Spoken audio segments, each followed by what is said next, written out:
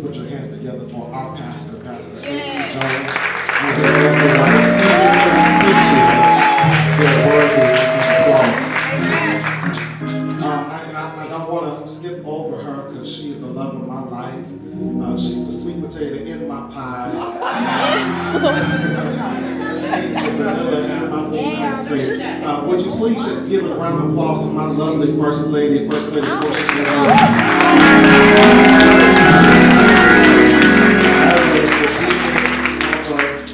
God's children, I thank God for each and every last one of you that are here today.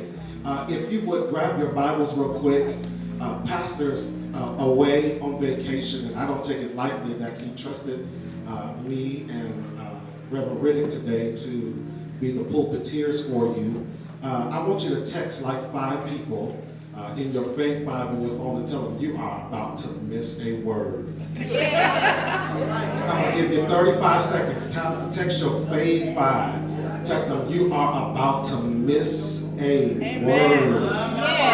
Shame on you for staying away from church today. David said, I was glad when they said unto me, let us go into the house of the Lord. Listen, don't you let your kids go to school before you bring them down to the altar and cover them with the blood of Jesus.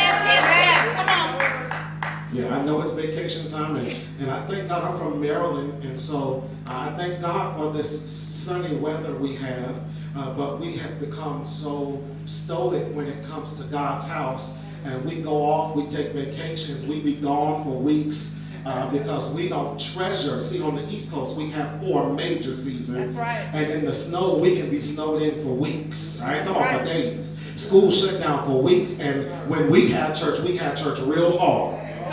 But y'all Californians, y'all Westerners, y'all crazy out here, y'all go to church when you feel like it. But do I got anybody in the house that was glad they pressed their way to the house of the Lord? God bless you. Hopefully you did do what I told you. Text 5 people. Tell them you getting ready to miss. You getting ready to miss something. I'm telling you, you're getting ready to miss something. If you would go to your Bible on your app or your real Bible, if you have it, that's fine. Go to your Bible, go to the book of Exodus, the 1st chapter. Exodus chapter number 1. Exodus chapter number 1. Thank you, ma'am. Exodus chapter number 1. Go all the way down to verse 16. It is a time for preaching to be prophetic. It's a time for preaching to be polemic or to argue the word or to argue. But it's also a time for preaching to be political. And the best type of preachers are all 3. The best type of preachers are prophetic, they are polemic, and they are political.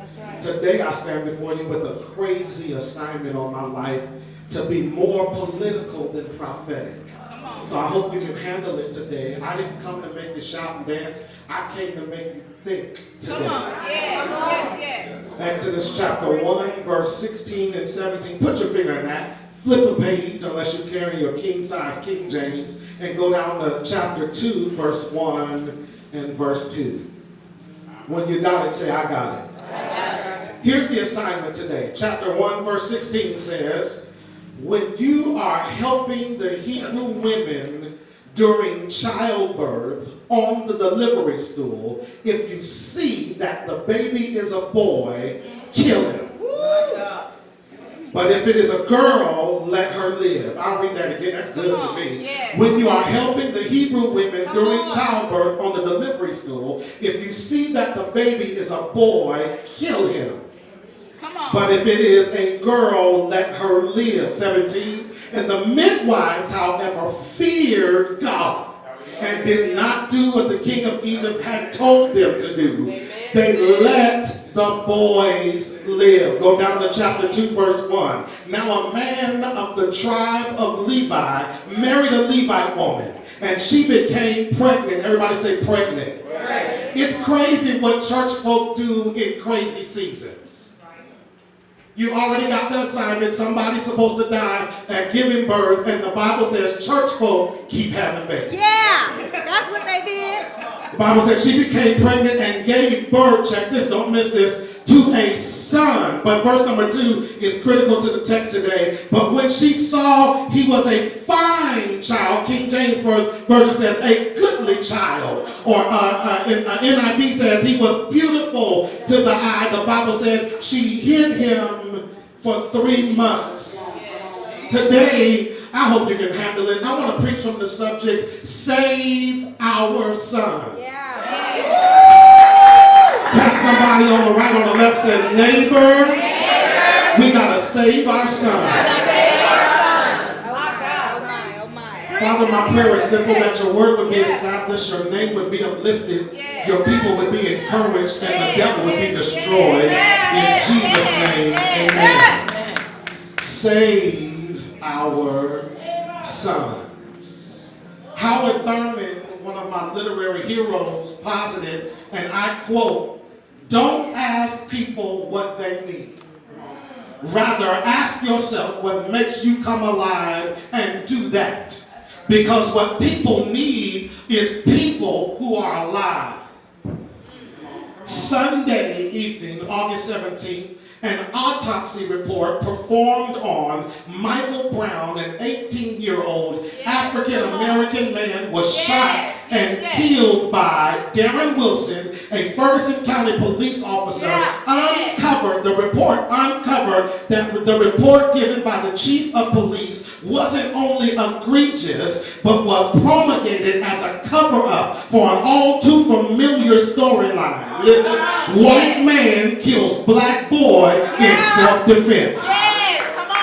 However, the autopsy revealed that not only was Michael Brown unarmed, but he was not running away from the police officer. Big Mike, as he was affectionately known, was shot 6 times, twice in the head and 4 times in his right arm. Further studies show that the wound at Mike Ferguson's head did not occur while he was standing up, but rather it was given to him while he was laying in the middle of the neighborhood street in broad daylight. My father in the gospel, Dr. R.A. Vernon, tells me if everybody is talking about it, you cannot be silent to it. Stories like this one have filled our newspapers all across the country. And it's hard, check this out now, it's hard for us not to be on guard every day without appearing prejudiced or overzealous as it relates to race relations. However, as soon as we are lulled back into our ritualistic lives, something like this happens.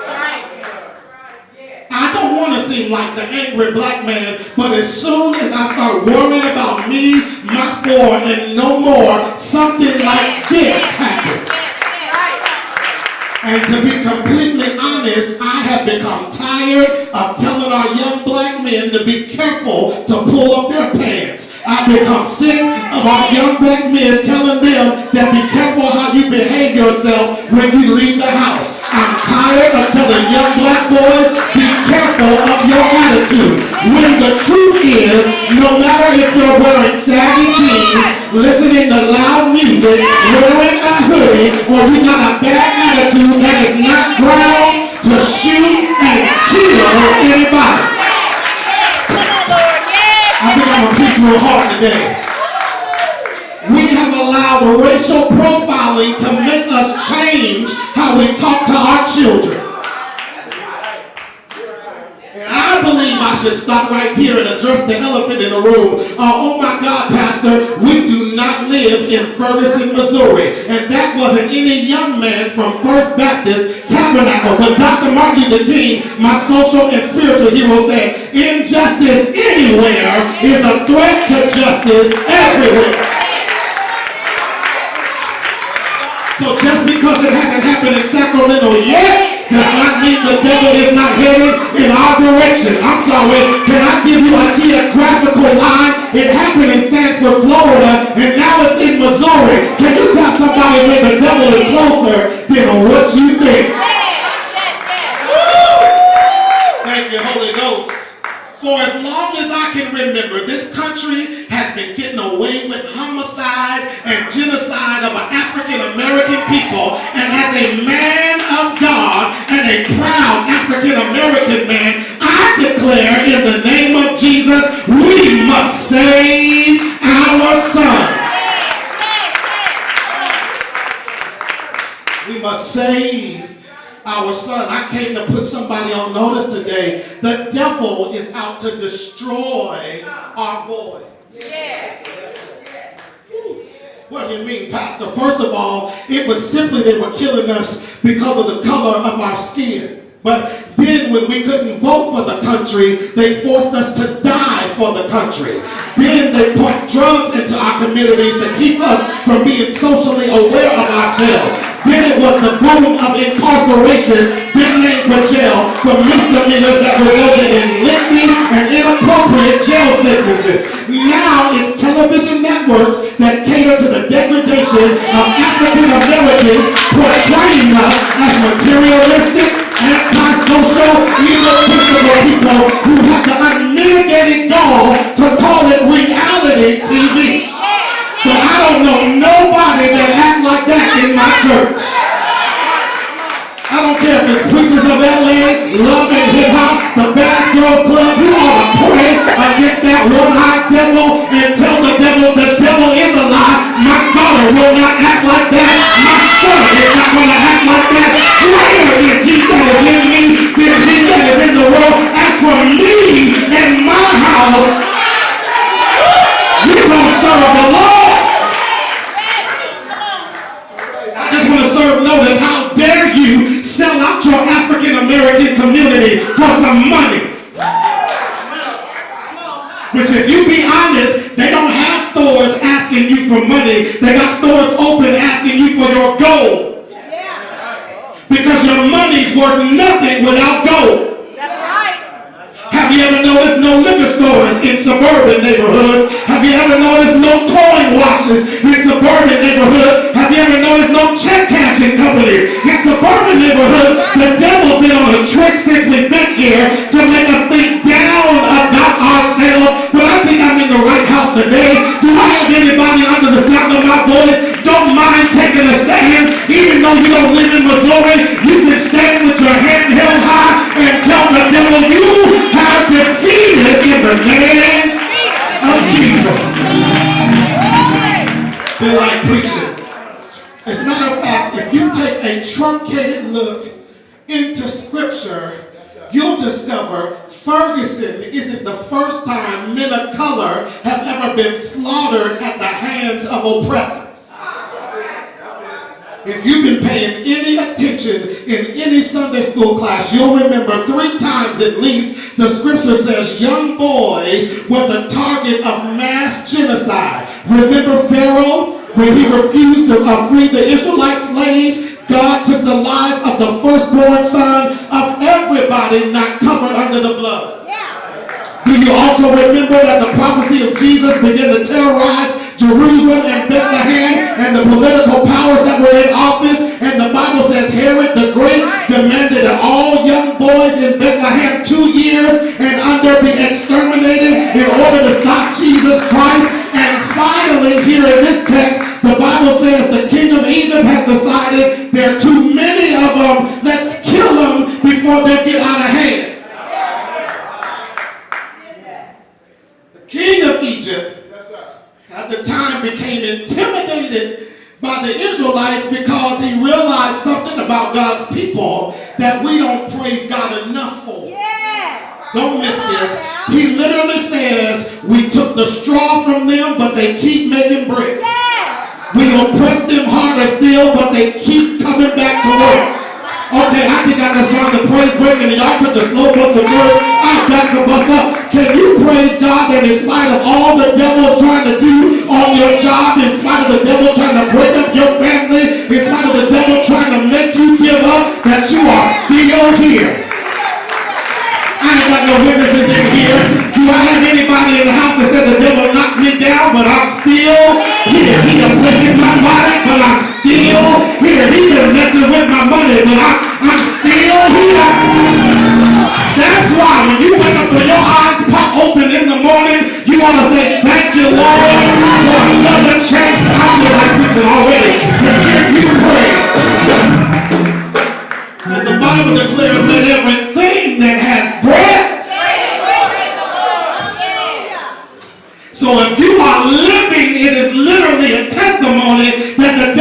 you with his best shot, but God still has all power.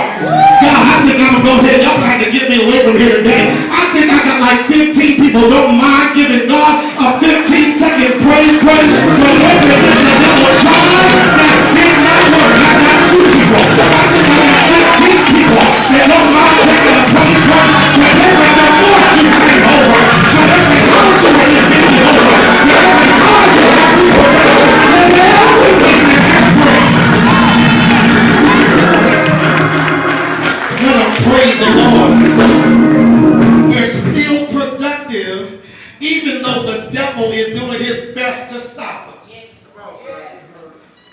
The king has tried everything he could to prevent the Israelites from being productive by placing them under extreme pressure. And when he realized his plan was not affecting them, he decided to go after their posterity. When the devil knows knocking you down won't work, afflicting your body won't work, telling a lie on you won't work, he goes after what's coming up next. I ain't got no mamas in the house. All the mamas should have jumped up on your feet and said, yeah, the devil been trying me. But if you telling me he after my baby, that devil is a lie. You better not touch my little girl. You better not touch my little boy. I ain't got no real prisoners in the house. Real mamas in the house that declare the devil can get me, but he ain't gonna have my baby. And I ain't stingy. He's not gonna have your baby either. And if I see your child acting up in the street, I'm gonna be beating mama in the neighborhood. I ain't got no devil in the house. Come out of her in the name of Jesus. I know you ain't my child. Don't talk back to me. I'll come over there and get you. And I'll call your mama and tell her I did. That's the problem. See, the problem is big mama scared a little mama who ain't but 25 years old. She had babies way before she was supposed to. And she got an attitude because her daddy didn't tell her he loved her. And her mama wouldn't say she loved her. And now she's mad at everybody. That devil is a lie. Baby girl, I'm not against you. I'm for you.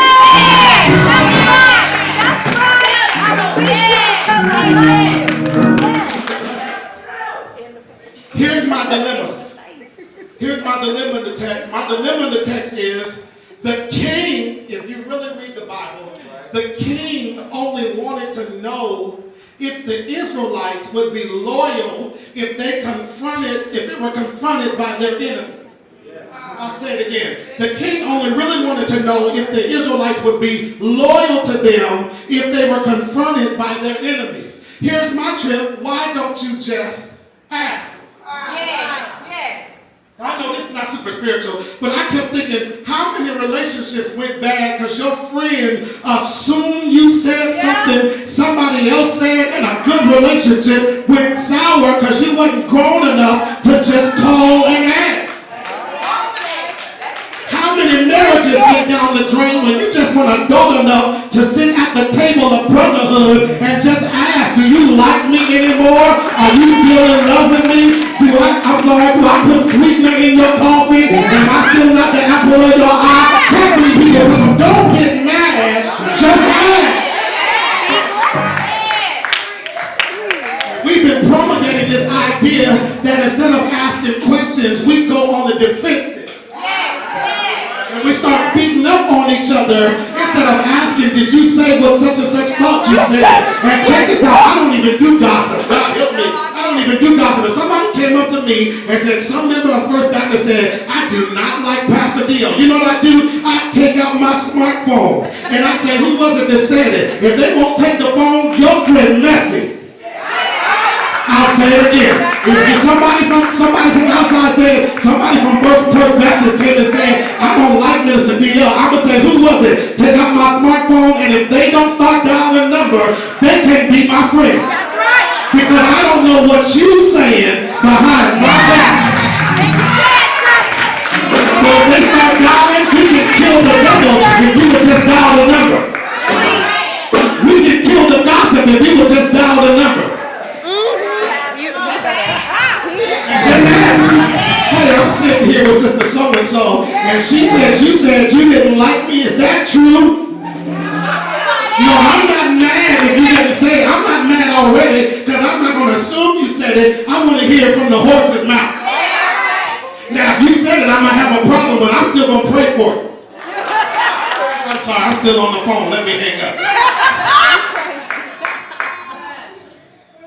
So the king gives orders to Egyptian midwives that during the time when the Hebrew babies are being born, if it's a boy, kill the boy. But if it's a girl, you can let her live. Now, I had to take some scientific proof on this. The only reason why boys are an endangered species is because they carry the blood of their daddy. Y'all finna miss it. A boy means your name lives on. So literally what he was saying was, I don't care about your now. I'm trying to stop your future. I felt God right in through there. Do I have anybody in here? You know the devil didn't get you with your past, and you too much of a prayer warrior right now for the devil didn't hit it right now. So he decided, I'll go into your future. How does he do that? He made mother and daughter hate each other. He made father and son despise each other. And here it is, now that y'all not getting along, he trying to go change his last name. He done got a bunch of tattoos. She walking up and down Stockton Boulevard. I'm sorry, but everybody don't know what Stockton Boulevard is. That's where the prostitutes walk. And here it is, you too stubborn to see that we wrestle, thank you, Holy Ghost, not against flesh and blood, but against principality, against power, against spiritual wickedness in high places. But somebody jump up on your feet and say, I'm going to save my son. I got two people that say, everybody jump up on your feet and say, I'm going to save my son. Thank you, Holy Ghost. Here is the reason to shout in the text. Only 2 women feared God enough not to go through with the executions.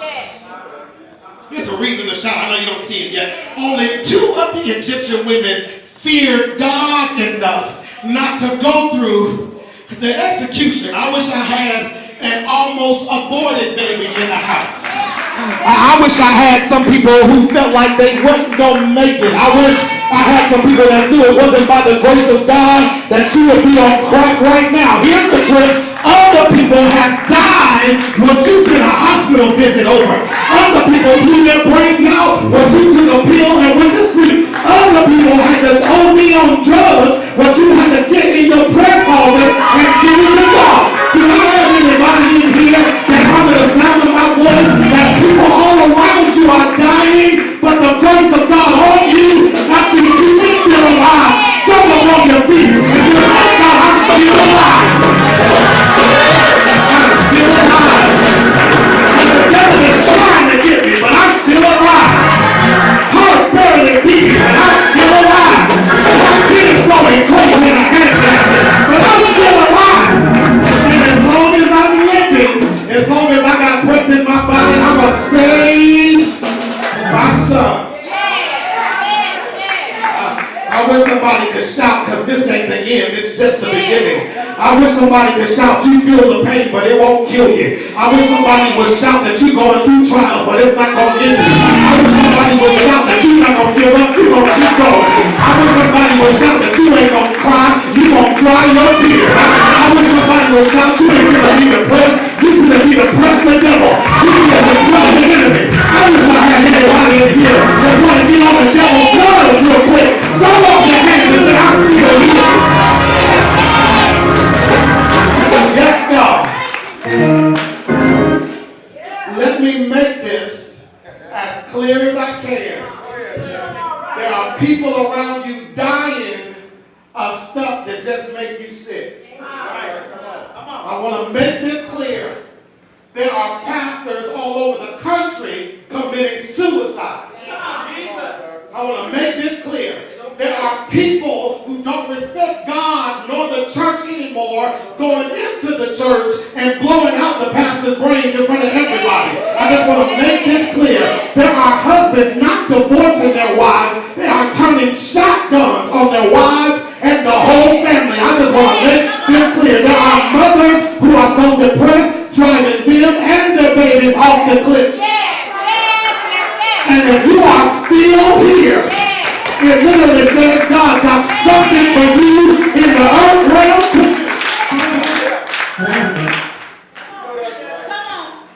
I hear you, Pastor, but how do we save our sons? I'm glad you asked. First of all, you might want to write this down. This don't get good to me. Y'all might have to come stand security for me today. Write this down. We have to go back to dealing with people who fear and respect God. We are selling our families out. We are selling our culture out. And those people don't even know us. They have no idea what we've been going through. Of course, to any other racial culture, you look angry. You should be angry with everything that has happened to you and your family. God, I'm glad it's only us. I'm glad I can talk straight. You ought to be mad that they killed folk just for looking at them the wrong way. You ought to be mad that you just got the right to vote. You ought to be mad that you can't convince your kids to not be like what's on TV. You ought to be bothered by that. But the Bible says we got to be angry and don't sin. Here's what I don't like about kids talking about they keeping it 100, because keeping it 100 literally means you got to be ghetto and undignified. No, it's nothing worse than an angry, educated black man. Because he know what to say on the news article, he know what to say on TV, and he don't look ignorant like he didn't finish the 3rd grade. That devil is a lie. I was watching CNN, and they was interviewing people on the street, and he was like, yeah, him was down there, and I don't know what happened. I don't know what the officer's name was. And I was like, why don't you put the camera on somebody who know how to talk? And shame on every mama that told their baby, it's okay, Johnny, that's the way he say can't. No, that devil is a lie. It's C-A-N-T. Say it the way it's spelled.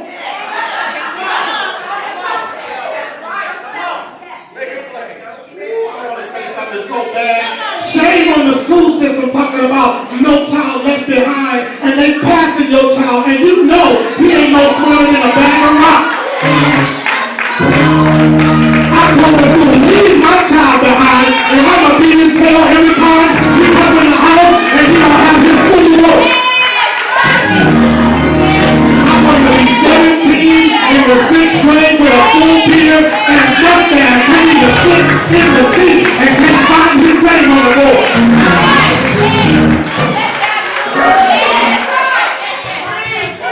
The Holy Ghost. We've been giving our black boys a pass, and we ought to be harder on them. I wish I had some grown men in the house that would just stand up and say, if it wasn't for my daddy beating my tail, I wouldn't be the man I am now. If it wasn't for my mother making me accountable, I'd have babies every hole. But thanks be unto God that he trained me up in the way that I should go. Oh, this is getting good to me. We have to go back to only dealing with people who respect and fear God. Yes, sir. Yes, sir. Even if they ain't saved, if they know God, I'd rather deal with them. And them to be like, well, back my campaign, and then I'll argue for you later. That devil is a lie. I don't know what you're going to do. It's too many lying politicians. I need somebody saved, sanctified, and filled with the Holy Ghost. Not straddling the fence, not in the club. No.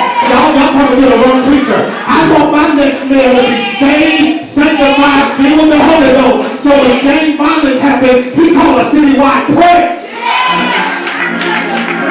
Well, I was wondering if we made some more jails, could we keep those ingrates off the streets? That devil is a lie. Here it is. I'm sorry. I don't mean to jump myself, but we need to start looking at our boys different. Yeah, right. I know they're not here, but you don't scare me. You don't scare me. You don't scare me. You got tattoos and dreadlocks. You don't scare me. Your jeans are sagging. You don't scare me because you lift weights. You don't scare me. The bigger they are, the harder they fall. I ain't scared of no gang member. I'll tell this story. I was sitting at CVS. My wife was in the hospital, and they sent her with a subscription. We had a 24-hour CBS all the way across town. I got my lights off because they got this little stupid sign that's 24 hours, but they done took off for lunch. And they won't be back till 2:30. So I'm sitting in the drive-thru. I'm going to be the first one to get his prescription filled. I turn off my lights, and a young man drives past me on a bike. He drives past me on the bike, and I didn't see him from behind because I wasn't paying attention, but he drove right past the passenger side door. My wife was sleeping on the bike, and another car was coming, so he kept going, went into another parking lot, circled around, and came back towards me and put on a mask. I'm from the hood. I was in the game for 8 years. You don't scare me. I turned the lights on. I pulled the car around. I threw my hoodie on. I jumped out the car. I said, hey, you fooling with the wrong person. I will wrap that bike around your neck, and then I will administer the last sacrament as you breathe your last breath. Just because I'm saved don't mean I'm sorry.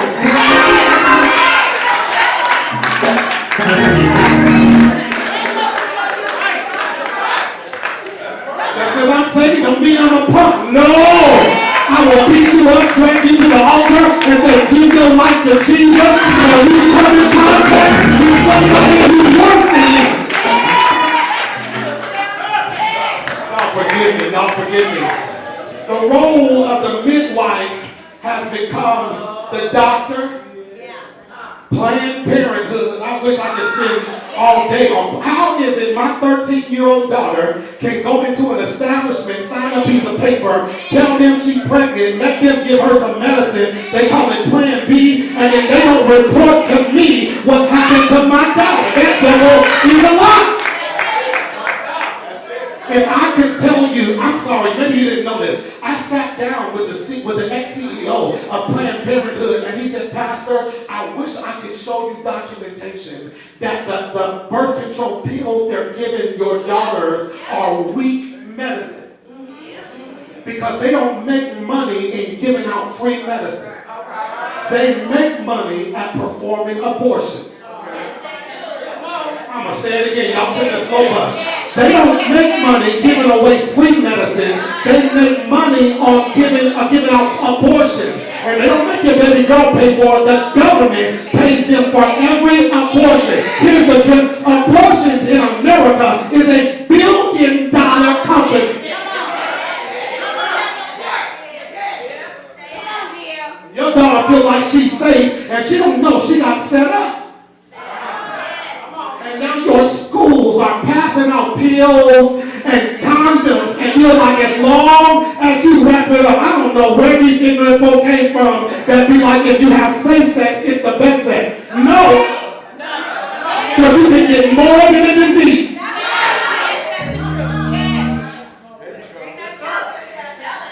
How about soul ties?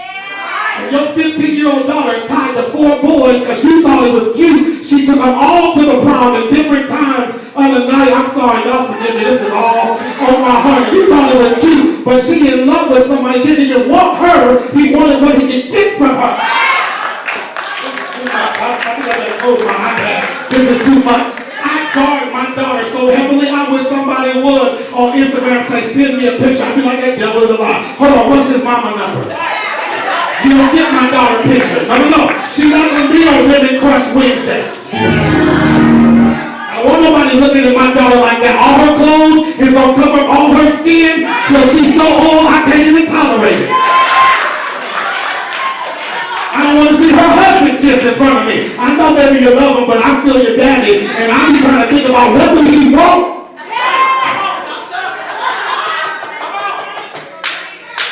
The devil's trying to kill our kids before they're old enough to make a decision. This is another story. I'm sorry. I don't mean to keep y'all all day. Me and my wife watched this movie called The Time Traveler's Wife.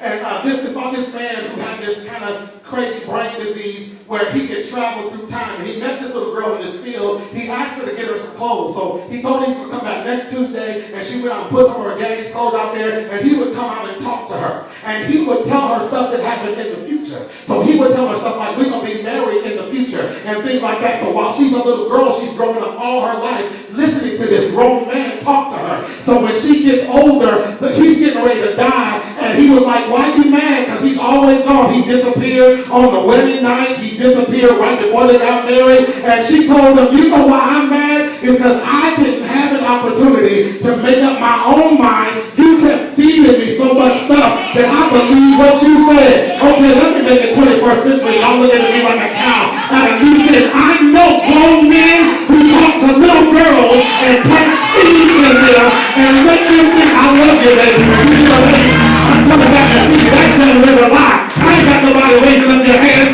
I'm coming against every child predator in the house.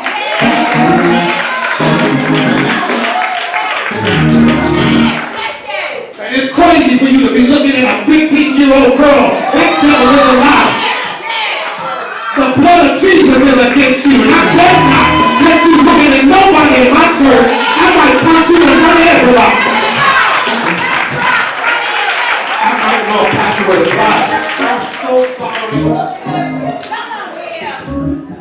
They try to make imprint before the child is old enough to make a decision on their own. That's why in preschool, your child can go to the library and get books about having two mothers or two fathers. And by the time they're 12, they're like, it's all right. Next point, I done took this too far. Point number 2. Point number 1 was we got to go back to only dealing with people who fear and respect God. Point number 2 is we got to go back to being diligent to picking. You ain't gonna like this. We got to go back to being diligent to picking better parenting partners.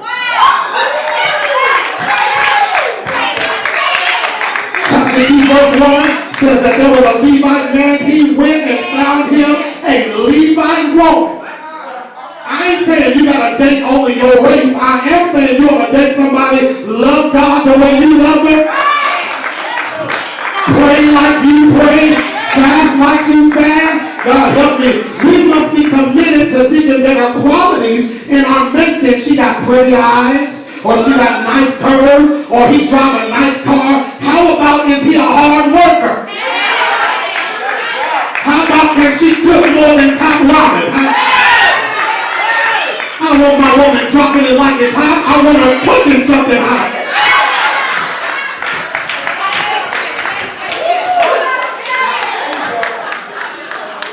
We have allowed the enemy to skew our perception of who we should marry. I'll give you a clue, women. He might party with you, but he's not going to marry you. He don't want a girl been with the whole football team. He don't want that girl. He don't want the girl that's been with the whole football team. I wish I had late bloomers in the house. I'm a late bloomer. Nobody liked me in high school, but everybody wants me now because I'm a married man. I'm committed to my life. I hug my babies. I kiss my kids. Now girls be like, man, you are so sexy. No, I'm not sexy. It's the stuff I do that turn you on. Hold on. Just a second. I wish I had some men in the house that we gotta be real men, and just because she's cute don't mean she yours. You gotta wait for the one that God sent you. No wonder Christians are getting divorced faster than unsaved people. How is it unsaved people can live 94 years with each other, love the hell out of each other, but Christians can't live in a house 2 years? Here's the trick. Then they get divorced. I'm like, we best friends. That devil is a lie. Why don't y'all be best friends for the kids and stay married?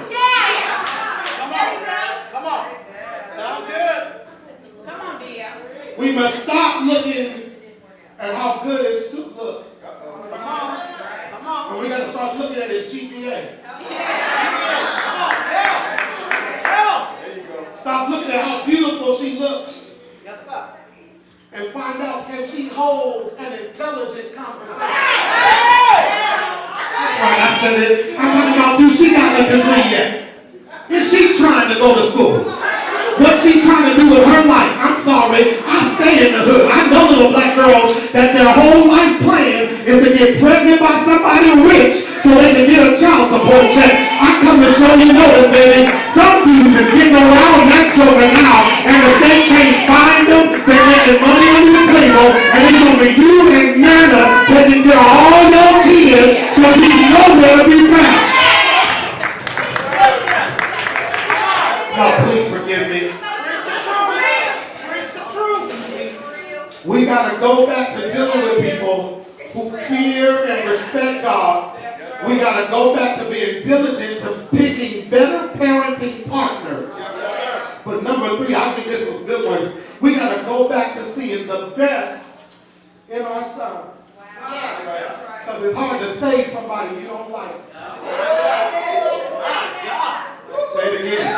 It's hard to minister to your child when he reminds you of Joe, and his head shaped like Joe, and his mannerisms like Joe, and little JJ get on your last every time he open his mouth. All you see is your baby daddy. If you were listening to any part of this message, if you had picked better, you and Joe would still be together. But because you wanted him because he was 6 foot something, played on the basketball team, had big feet, drove a nice car, and had a scholarship to USC, but he had broke his ankle, he ain't got a plan in his head, he don't got a care in the world, like to play Sega Genesis all day, and now little JJ, just like his dad. And you can't minister to JJ because you so mad at Joe. Come on, that's true. Mama, can I have you? No good. That's not me, that's my dad. It's hard to minister to your boy when you don't like him. But you got to put that to the side and start looking for stuff in him. Y'all sorry. If he drawing the road, you be like, baby, you are so artistic. If he like to be in every conversation, I'll be like, you know what? I think you're a little bit older than what I thought you were. We got to start looking for good qualities in our son. Because that may be the next Bill Gates. And you can't understand why he think the way he think or why he act the way he act. It ain't for you to understand. You're supposed to give him to God and be the best mama or daddy God has called you to be. The Bible said when she looked in his eyes and she saw he was a fine little boy, it literally said in the Hebrew, it literally says when she looked at him, she saw God in him. Oh, I wish I could talk to somebody in here that made some mistakes, but you still had God in you. I wish I could talk to somebody in here that slept with some people, but you still had God in you. God help me. I wish I could talk to somebody who drunk some stuff at happy hour, but you still had God in you. You can't write him off because he done made one mistake, had one baby, had one affair. You gotta still see God in him. Baby, I'm praying for you. No, I'm not going to help you with the child. You're going to have to be responsible. But I'm praying for you. You can be better than that, God. I didn't raise you to be like that. I didn't raise you to be stupid. I didn't raise you to be ignorant. I'm about to lose half of y'all. I didn't raise you to sleep around. I didn't raise you to do drugs. I'm about to lose the rest of y'all. I raised you to be a man of God. I brought you up to church when you didn't want to. I made you get in the car and go to prayer and Bible study. Why? Not because you're cute. Why? Not because you're articulate. Why? Because I see God in you. You just point to a boy in the sanctuary and say, I see God in you.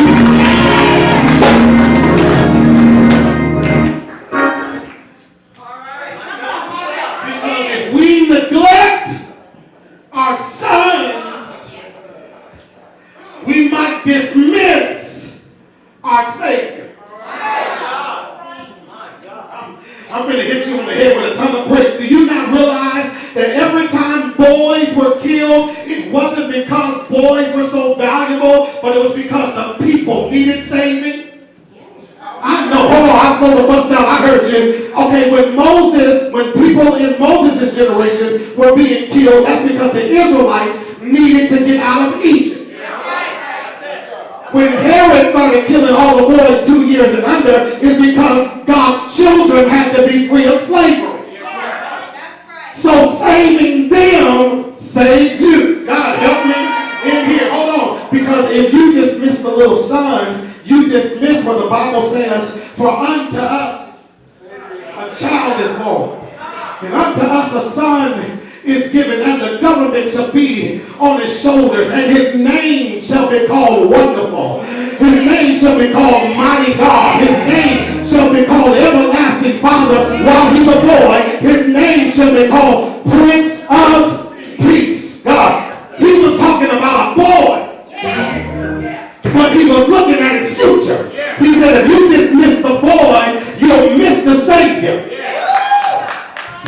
said, in 33 years, they're going to hung him high.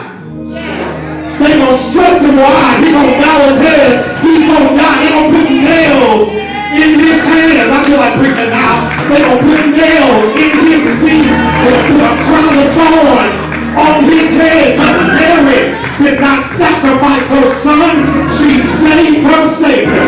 Y'all missed it. I said Mary did not sacrifice her son, but she saved her Savior. And they put him in a bar or two all night Friday. He lay there all night Saturday. But early one Sunday morning, the little boy became a man. And the Bible declares he stepped his feet on cemetery floor. And he said, all power is in my hands. If you sacrifice the son, you won't miss up and miss the Savior. But do I have anybody in here under the sound of my voice know that your son got potential? Know that your son got God in him? Know that your son got good qualities? Jump upon your feet and start thanking God in advance. He's going to save your son. Thank God in advance. And he's going to give your boy a way out. Thank God in advance. And he's going to give your son the heart.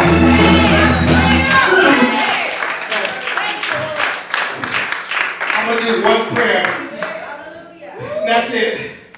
I want to pray for every mother with an incarcerated boy. I want to pray for every mama with a boy on drugs. I want to pray for every mother who got a son left the house the wrong way. Every sister who got a brother acting crazy. I want to pray for every woman in the house who got a son you ain't spoke to, you ain't heard from, you don't know what's going on. I want you to come down to this altar. This is the generation we're going to save our sons. If you don't do it, who will? That's right. You got an uncle. Every woman in the house, you got an uncle or a brother you've been praying for. They need to come to Christ. I want you to come down to this altar. I'm hitting it all because I want you to know we got to save our sons. My heart goes out to Mike Brown's family. Because if you watch CNN, they killed him in broad daylight and covered it up.